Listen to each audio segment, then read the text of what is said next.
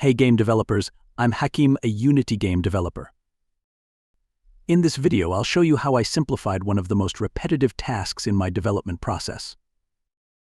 For every new screen, I have to manually create a state script, which triggers an event to spawn the appropriate screen controller. The controller then needs to be initialized with data, which I pass through a struct. So every time I need to create a new state, I'm writing scripts from scratch defining new states, controllers, init methods, types, and structs. It's repetitive and time-consuming. So I built an editor tool to streamline this entire process. Now, let's jump into Unity and create a new UI screen.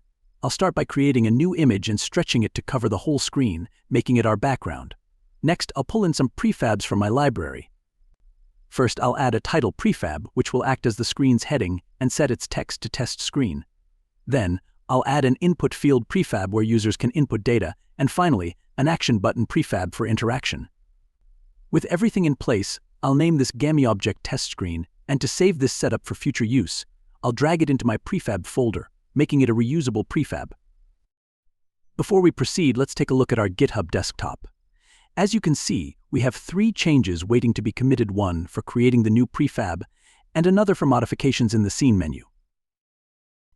Now let's head back to Unity and open our custom editor window by going to Tools UI Script Generator. We'll start by filling in the fields for our new module. The module name will be TestScreenModule. The struct name will be TestScreenModuleStruct. The state class name will be TestScreenModuleState. The controller class name will be TestScreenModuleController, and the screen type will be TestScreen. Next, let's add our variables. We have the input field, which we'll name myInput. The type will be left as null since it's being set through the UI, and the UI type will be input field. We'll also add another variable, action button, again with a null type, and the UI type will be set to button. Once all fields are set, we can click Generate Script. Now, we'll wait for Unity to compile and see what new files have been generated in our project folder.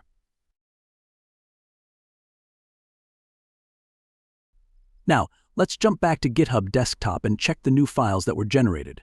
First, we have the TestScreenModule class, which inherits from ScreenUIController. Inside, we'll find our input field and button, and most importantly, the init method that initializes the UI.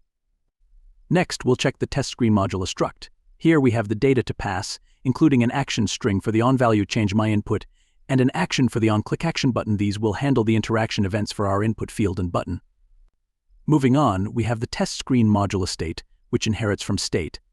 In this class, we have an enter method that triggers an event to spawn a UI screen with the type TestScreen, and then it initializes the UI with the data, which we'll update later.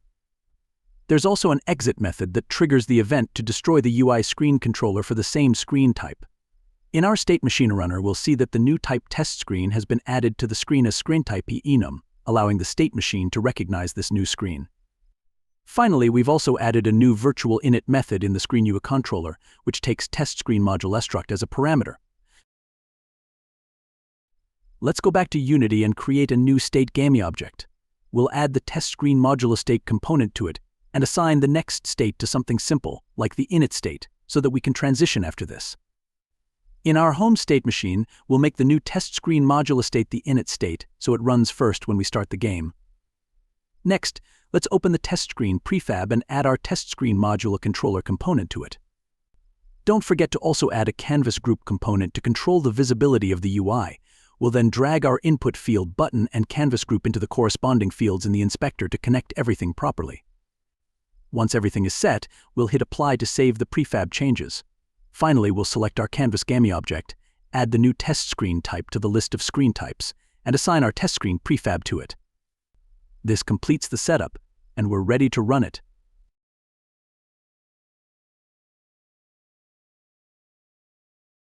So when we start the game, we can see that our screen controller has been successfully spawned. However, we still need to set up our button and input field so that they trigger the right methods when interacted with. Let's open the TestScreenModuleState script and take a look at the init method. As we can see, it takes a parameter of type TestScreenModuleStruct. Let's review the struct. It contains 2 actions: onValue change myInput and onClickAction button. Now, let's add data to the init method. First, we'll assign the onValue change myInput action to a new method called onValue change myInput, And for the onClickAction button, we'll assign a new method called onClickAction button. Next, we'll create these two methods for the onClickAction button. We'll add a simple debug log debug.log action button clicked. Additionally, we can trigger a transition to the next state by calling host.callChangeStateNextState and passing the next state to it. For the onValueChangeMyInput method, we'll change the parameter name to value, as it represents the value entered into the input field. I also think we need to create a global variable to store the value from the input field. This variable will help us retain the input, and we can log it or use it in our onClickAction button method. Let's make sure this global variable is updated whenever the input field changes. Now, let's open our test screen controller and update the init method to connect the input field and button to their respective actions. We'll add the following lines of code.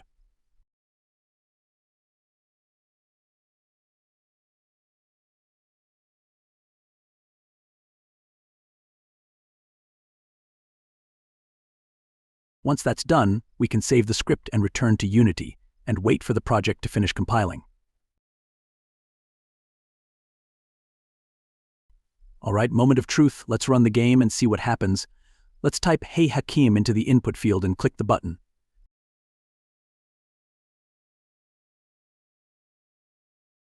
Boom. We got the message in the console action button clicked and the transition triggered to the next state. Thanks for watching, everyone. If you're curious about how the state machine works behind the scenes, drop a comment and I'll hook you up with a video explaining all the cool details. Catch you next time.